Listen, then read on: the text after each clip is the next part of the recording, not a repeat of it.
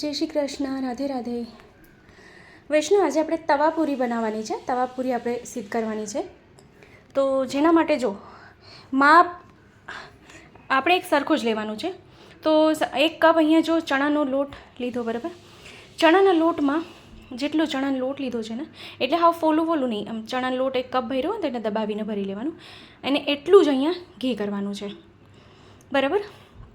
હવે એને સરખું શેકી લેવાનું છે. આપણે મોહનથાળ કરીએ ને, મોહનથાળનું પૂરણ છે એવી રીતે જ મોહનથાળનું જ આપણે અહીં ફિલિંગ જે છે, સ્ટફિંગ મોહનથાળની બનાવવાની છે આપણે.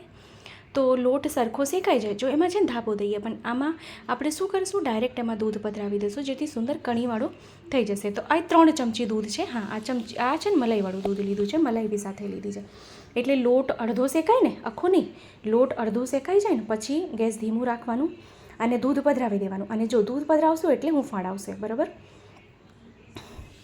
પણ એ ધ્યાન રાખવાનું. તો હવે ધીમા ગેસે આપણે શેકી લીધું, શેકાઈ ગયું, સુંદર બદામી રંગનું થઈ ગયું છે. આપ અહીં જોઈ શકો છો, ખૂબ સુંદર એનો કલર આવ્યો અને કણી બી સુંદર આવી. હવે ગેસની ફ્લેમને બંધ કરી દઈએ. હવે જ્યાં સુધી મિશ્રણ આપણે ઠંડુ થાય, હવે આપણે ચાસણી કરવાની છે. ચાસણી કેટલી? જેટલું લોટ, જેટલો ઘી, એટલી જ ખાંડ. સાકર ડૂબે એટલું જલ કરી દેવાનું. ચાસણી અહીંયા આપણે 2 તારની કરવાની છે. અને કેસર મેં પહેલાં જ જલમાં પલાળી રાખ્યા છે, 15 થી 20 તાર છે. તો એને બી આપણે ચાસણીમાં પધરાવી દઈએ. તો જેના શું છે, કલર એનો રંગ છે ને ખૂબ સુંદર આવશે. તો આપણે જોઈ લઈએ ચાસણી થઈ ગઈ છે કે નહીં. તો ઘણા ટાઈમથી મને વૈષ્ણવ કીધું હતું કે તવાપૂરીની સામગ્રી શેર કરું, પણ ટાઈમ ના મળ્યો એટલે ના કરી શકી. તો આપણે અહીં જો જોઈએ તો ચાસણી અહીંયા થઈ ગઈ છે. અહીં જો ફરીથી આપણે દેખાડી દઉં કે ચાસણી થઈ ગઈ છે કે નહીં.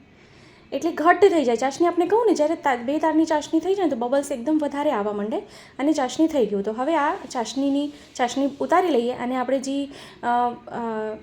બેસન શેકી રાખ્યા છે એ ફરીથી આપણે ગેસ ઉપર મૂકી દેવાનું, બરાબર. અને ગેસ ઉપર મૂકીને જે આપણે ચાસણી કરી છે, ગરમ જ ચાસણી, એ આપણે બેસનના મિશ્રણમાં પધરાવી દઈએ.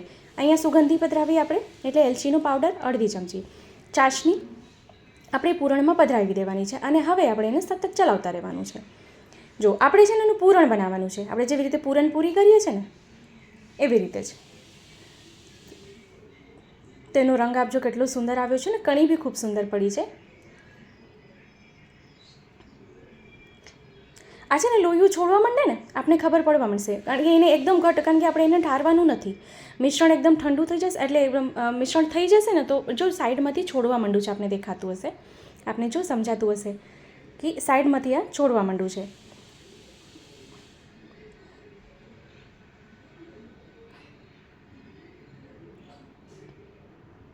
તો આવી રીતે.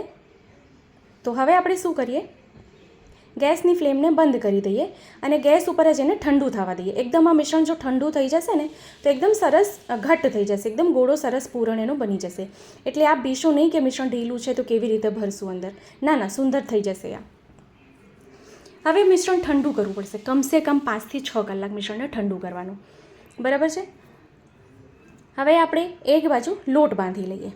લોટ 1 કપ મેંદાનો લોટ લીધો. મેંદાના લોટમાં ચડિયાતા પ્રમાણમાં ઘીનું મોણ કરવાનું. મુઠ્ઠીયું વડે એટલું મોણામાં કરવાનું છે. એટલું ઘીનું મોણામાં આપણે પધરાવી દેવાનું છે, બરાબર. તો અહીંયા આપણે જો મિક્સ કરી લઈએ સરખી રીતે. જો અહીં મુઠ્ઠીયું વળવા માંડ્યું છે.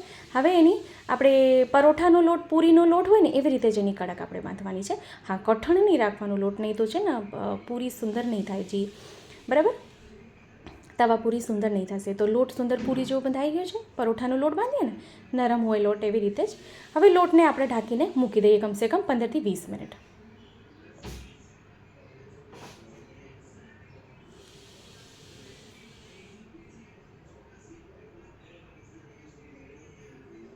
તો અહીં પૂરણ છે ને સરખું ઠંડુ થઈ ગયું છે. આપ અહીં જોઈ લો, એકદમ સરસ થઈ ગયું છે. આપજો એકદમ ગોળો વળી ગયો છે મિશ્રણ. આવી રીતે જ થશે. આપને થશે કે નહીં થાય, પણ ના, આવી રીતે થઈ જશે. જો આપજો કેટલું સુંદર થઈ ગયું. પણ એને ઠંડુ પ્રોપર આપણે કરવું પડશે, એ હું આપને સજેસ્ટ કરીશ. મેં પૂરણ પહેલાં જ બનાવી લીધું હતું. મેં આપને કીધું કમસે કમ 4 થી 5 કલાક એને ઠંડુ કરશું. જેવી રીતે આપણે મોહનથાળ કરીએ છીએ ને, ઠંડુ થઈ જાય પછી સુંદર ટૂંક થઈ જાય છે, એવી રીતે જ એને કરવાનું છે. તો પૂરણ બી સુંદર તૈયાર થઈ ગયું છે. હવે આપણે પૂરીની કણક જે બનાવી રાખી હતી, બાંધી રાખી છે, એ જોઈ લઈએ. એ સુંદર નરમ થઈ ગઈ છે, સુંદર કૂણ આવી ગયું છે એમાં. હવે એમાંથી આપણે લુવા કરી લઈએ. અને હા, જે આપણે તવા પૂરી હોય છે ને એ નાની નાની હોય છે અને મોટી એટલે જાડી ભૈરી હોય છે, એ મોટી નથી હોતી, બરાબર.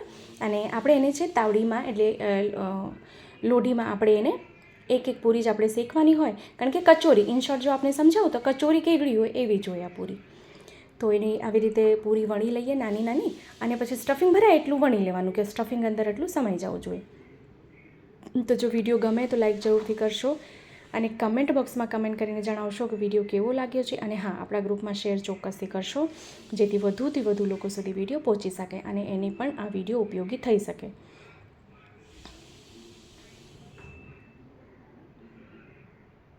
આવી રીતે એને વણી લેવાની આપણે પૂરી. સુંદર તવા પૂરી આટલી જાડી આપણે રાખવાની છે. આવી રીતે જ બધી પૂરીઓ આપણે વણી લઈએ. હવે મેં એક નાનકડું પેન લીધું છે, કઢાઈ લીધી છે, એમાં આપણે ઘી પહેલાં મૂકી દઈએ, બરાબર. ઘી પધરાવી દઈએ.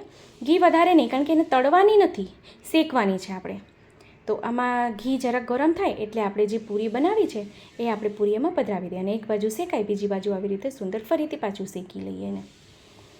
તો જો ચેનલ પર નવા હોય તો ચેનલને સબસ્ક્રાઈબ જરૂરથી કરશો, બેલ આઇકોન હિટ કરશો, જેથી કે જ્યારે બી સામગ્રીનો વિડીયો મૂકું કે કોઈ નવી સામગ્રીનો વિડીયો મૂકું, કોઈ બીજો વિડીયો મૂકું તો આપ સુધી નોટિફિકેશન આવી જાય. અને જો આપને કાંઈ ન સમજાય તો ફરીથી મને કમેન્ટ કરી શકો છો, ફરીથી આપને રિપ્લાય ચોક્કસથી કરીશ. તો આવી રીતે થોડું થોડું હલકા હાથે એને પ્રેસ કરીને એને શેકી લેવાની છે. હા, ફૂલી જશે સુંદર. કચોરી કેવી રીતે ફૂલે છે એવી રીતે જ આ તવા પૂરી સુંદર ફૂલશે. બંને બાજુથી બ્રાઉન કલરની થાય, ગોલ્ડન બ્રાઉન, એવી રીતે આપણે, હા, ધીમા ગેસે શેકવાની, એવી રીતે આપણે શેકી લેવાની છે.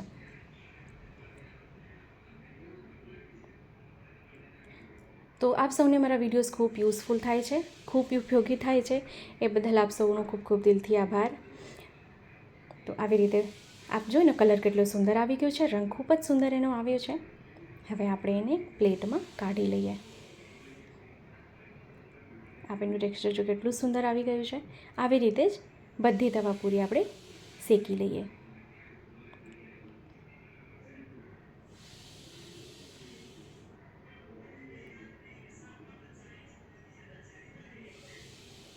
આપણે જો મોટું પેન લેવું હોય તો એમાં એકસાથે 2-3 શેકી શકો છો, પણ મારું પેન આ છે ને મેં નાનું લીધું છે એટલે એમાં એક જ શેકાય છે. તો આ બી સુંદર શેકાઈ ગઈ છે, એને બી બહાર કાઢી લઈએ. એનો બી રંગ ખૂબ સુંદર ગોલ્ડન બ્રાઉન કલરનો આવી ગયો છે. તો આવી રીતે જ બધી તવા પૂરી આપણે શેકી લઈએ.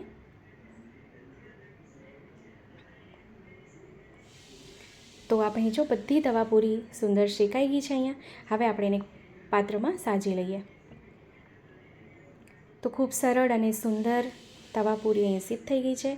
શ્રી પ્રભુને ભોગ ધરી શકાય છે. તવા પૂરી હંમેશા શ્રી પ્રભુને ઘીની સાથે જ આપણે ધરવામાં આવતી હોય છે, તો અહીંયા સાથે એક કટોરી ઘી ધરવાનું શ્રી પ્રભુ માટે. તો વિડીયો ગમે તો લાઈક જરૂરથી કરશો, અને હા, કમેન્ટ ચોક્કસથી આપ સૌ કરશો, કારણ કે આપ સૌના કમેન્ટનું બહુ પ્રોત્સાહન મને આપે છે, અને હું એ જ રાહ જોતી હોય કે કોણ કેવું કમેન્ટ કરે છે. તો આપણે ફરીથી મળશું આવી રીતે જ નવા નવા વિડીયો, નવી નવી સામગ્રી સાથે. તો ત્યાં સુધી આપ સૌને મારા જય શ્રી કૃષ્ણ.